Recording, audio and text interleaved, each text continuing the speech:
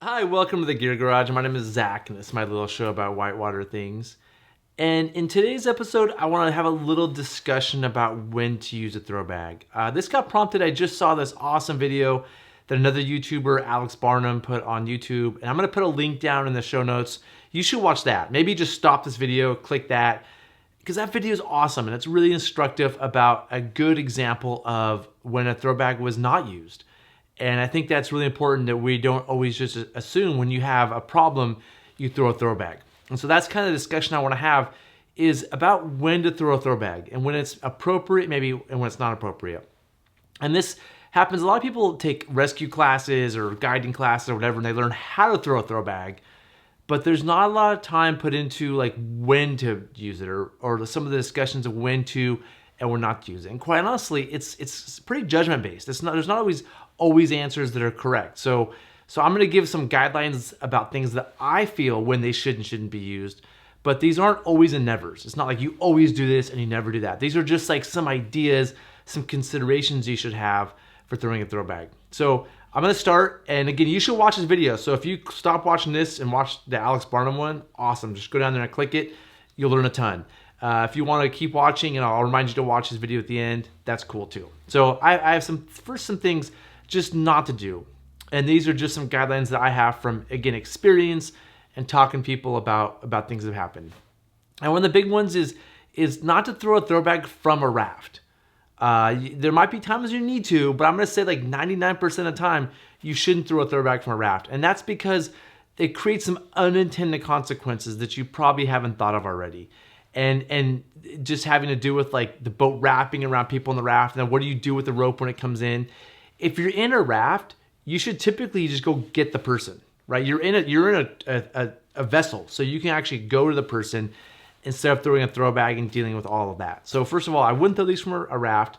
I also I want to recognize that the throwing a throw bag is like adding danger to a situation. So if somebody's doing fine, throwing them a bag is like adding this dangerous tool, a rope that they could get tangled in. And ropes have killed people. Like throw bags that have been thrown to people who were perfectly fine have ended up like killing them. So and I've heard this rope described as like an evil serpent. You're throwing an evil serpent in the river. You're throwing danger in the river to provide some safety. And so it's not something you should just be doing like all the time. And so if somebody's swimming into just a big flat pool, or there's nothing really dangerous downstream, just let them go. I mean, they're going to be fine. Adding the rope might make them worse. So I would personally only throw a throw bag when I know there's some sort of danger that they're heading into. And some other options I'd recommend are, one, again, just use a boat to go get them. Use another kayak, use a raft, just go get them when the boats that you have. But also really promote self-rescue. You can do this in your safety talks before the trip. Say, hey, if you fall out, it's on you to self-rescue. Promote that in your own boating and with you and your friends. But also, when you see somebody swimming, don't just throw them a bag. Be like, hey, get over here, swim over here. It's on you to swim to me. And so when I have a throw bag for throw bag safety, when I see them, if I don't think they'll make it, I'll throw the rope if I need to. But if I think they can swim to shore, I'll be like, hey, dude, get over here. So really promoting coming to you. And I want to avoid this term I hear a lot, swimmer rope. Those two things are not synonymous. A lot of people think that just because somebody is swimming, that they should get a rope. That is not the case, right? This is the last case scenario. So when there's a swimmer, again, you should reach to them, you should go get them, you should encourage self-rescue. And if everything has failed, then the rope is the last case use scenario. It's a way to get a long extension, but again, by adding danger to the situation.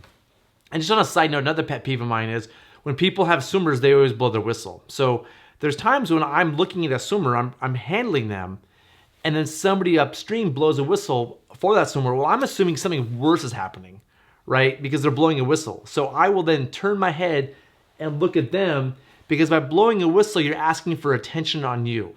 So I'm worried that something serious is happening, and I stop paying attention to the swimmer. So when you see a swimmer, you don't need to blow your whistle right away, and don't yell swimmer rope.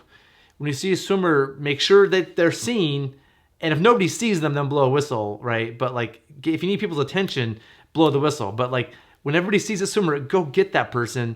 And again, use this as a last case scenario. So those are some things I put those in the do not category. I have one big do thing that you should do. And that's really, I think, exemplified well in Alex Barnum's video. Again, you should watch it, links down there. Really only throw the bag when you have positive contact with the swimmer and that they want the bag. So, you can't always tell they want it, but if you see a swimmer, that doesn't just mean throw them a rope, right? They could get tangled in that rope. They may not want the rope, right? So typically the way it works is a swimmer's coming down, you're like, hey, swimmer, I have a rope. They see the rope, maybe they nod, but they at least know it's coming. If they're just swimming down and they don't expect the rope coming, they won't know to grab it and they could get tangled up in it again. And so I'm gonna look for some sort of positive communication. In this video that Alex does, the kayaker who's getting trashed is just not aware of anything. He's just holding on for dear life. He's holding a paddle, so he can't really grab a rope anyway. And in this video, people on shore are telling Alex to throw the rope, and he's very thoughtful and like, no, this rope could make the situation way, way, way worse, right? And the person in the kayak may not know it's even there. So a big thing for me is and this isn't an always thing, this is a usually thing. There may be an example where they don't know the rope is coming, but you still throw it, right? Let's say they're swimming into some death thing. Yeah, your best thing to do is throw them a rope. It's your only option. They're swimming down into it. But you generally want the swimmer to expect the rope and have a way to grab it and want that rope. So hopefully that made sense. That was kind of a long ramble there. But the big things, I want to finish up with a few just like things to cover things. This throw bag is adding danger to the situation. So throw it as, in my opinion, as a very last case scenario. Number 2, please watch Alex Barnum's video. I'm going to put it down in the show notes below. It's awesome. And 3, practice. If you're not accurate with this thing, you're basically useless, right? And throwing a throw bag does take practice. Get out there with your friends. Practice throw, practice your rethrow. Give this thing some use. But please be thoughtful in the way that you use it. So that's it for this episode. It's meant as a discussion. This hopefully isn't me pontificating. Please read the comments down there because there could be some gold. And if you're an expert on this stuff and want to add your thoughts or your experiences or tell me when I'm wrong, please add that in the comment section. Please add that down in the comment section below because I learn a lot too, along with everybody else. So again, that's it for this episode. Thanks for watching. Don't forget to like and subscribe. And yeah, I'll see you next time. Thanks.